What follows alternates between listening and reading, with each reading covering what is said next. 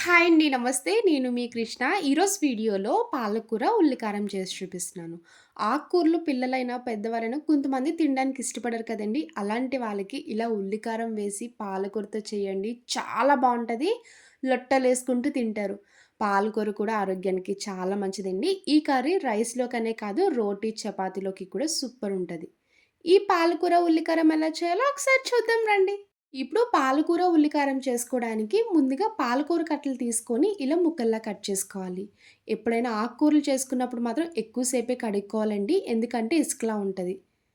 నేనైతే 5 కట్టల వరకు తీసుకున్నానండి పాలకూర. ఇలా ముక్కల్లా కట్ చేసుకొని పక్కన పెట్టుకోవాలి. ఇప్పుడు ఉల్లికారం మిక్సీ చేసుకోవడానికి ఇలాంటి ఒక మిక్సీ జార్ తీసుకొని 4 ఉల్లిపాయలు మీడియం సైజ్ ఇలా ముక్కల్లా కట్ చేసుకొని వేసుకోవాలి. 6, 7 వరకు వెల్లుల్లి వేసుకోండి. వెల్లుల్లి వేసుకున్నప్పుడు మాత్రం మీరు పొట్టు తీసుకొనైనా వేసుకోవచ్చు. లేదు అంటే ఇలా డైరెక్ట్‌గా పొట్టుతో అయినా వేసుకోవచ్చు. మీ టేస్ట్‌కి తగ్గ సాల్ట్ వేసుకోవాలి. ఇప్పుడు కారం వేసుకోండి. మీరు స్పైసీనెస్ బట్టి కారం వేసుకోవాలి. నేనైతే 1.5 స్పూన్ వేసుకుంటున్నానండి. ఇలా కారం వేసుకున్నాక మూత పెట్టుకొని మెత్తగా మిక్సీ చేసుకోవాలి. ఇప్పుడు కర్రీ రెడీ చేసుకోవడానికి స్టవ్ ఆన్ చేసి కడాయి పెట్టుకున్నాక 2 స్పూన్ల వరకు ఆయిల్ వేసుకోండి. ఆయిల్ హీట్ అయ్యాక హాఫ్ టీ స్పూన్ ఆవాలు, హాఫ్ టీ స్పూన్ వరకు జీలకర్ర వేసుకోండి. 3 ఎండుమిరపకాయలు కట్ చేసుకొని వేసుకోవాలి. ఒక పిడికెడు కరివేపాకు వేసుకోండి. ఇలా తాలింపు దినుసులన్నీ వేసుకున్నాక ఒక 30 సెకండ్స్ వరకు చిటపటలాడేలాగా ఫ్రై చేసుకోవాలి. ఇలా తాలింపు ఫ్రై చేసుకున్నాక ఇప్పుడు మిక్సీ చేసుకున్న ఉల్లికారం వేసుకోండి. ఉల్లికారం మిక్సీ చేసుకున్నప్పుడు మాత్రం వాటర్ అస్సలు వేయకూడదు. ఇలా ఉల్లికారం వేసుకున్నాక పచ్చివాసన పోయే వరకు నిదానంగా ఫ్రై చేసుకోండి.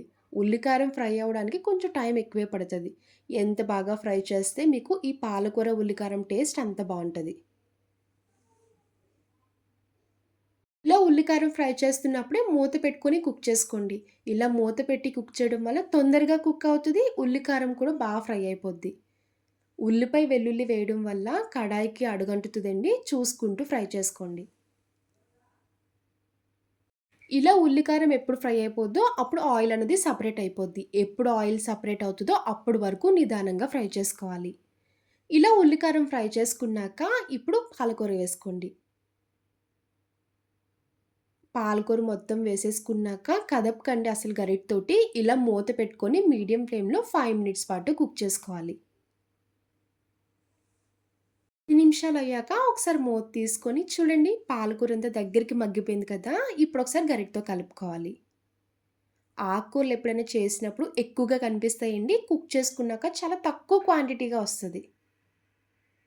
ఇలా ఒకసారి కలుపుకున్నాక ఇందులో పావు టీ స్పూన్ పసుపు వేసుకోండి. హాఫ్ టీ స్పూన్ ధనియాల పొడి. ఇలా పసుపు, ధనియాల పొడి వేసుకున్నాక ఒకసారి కలుపుకొని మూత పెట్టి ఇంకొక 5 నిమిషాల పాటు కుక్ చేసుకోవాలి. ఇందులో ఇంకెలాంటి వాటర్ వేయకూడదండి. పాలకూర ఉడుకుతున్నప్పుడే వాటర్ అనేది సెపరేట్ అవుతది. చూసారు కదా! పాలకూర లోపల నుంచి వాటర్ వస్తుంది. ఈ వాటర్‌తోనే కూర కంప్లీట్‌గా రెడీ అయిపోద్ది. చూడండి ఇలా ఆయిల్ పైకి తేలే వరకు కుక్ చేసుకోవాలి. ఇలా రెడీ చేసుకున్నాక ఇంక వెంటనే స్టవ్ ఆఫ్ చేసుకోండి. చూసారు కదా! పాలకూర, ఉల్లికారం సింపుల్‌గా, టేస్టీగా చాలా బావుంటదండి. ఇలా అన్నం వేడివేడిగా కలుపుకొని తినండి. చాలా బావుంటది. అలానే చపాతీలోకి కూడా సూపర్ ఉంటది. ఆకుకూరలు ఇష్టం లేని వాళ్ళు కూడా చాలా ఇష్టంగా తింటారండి. ఈసారి పాలకూర తెచ్చినప్పుడు మాత్రం పాలకూర, ఉల్లికారం ట్రై చేయండి.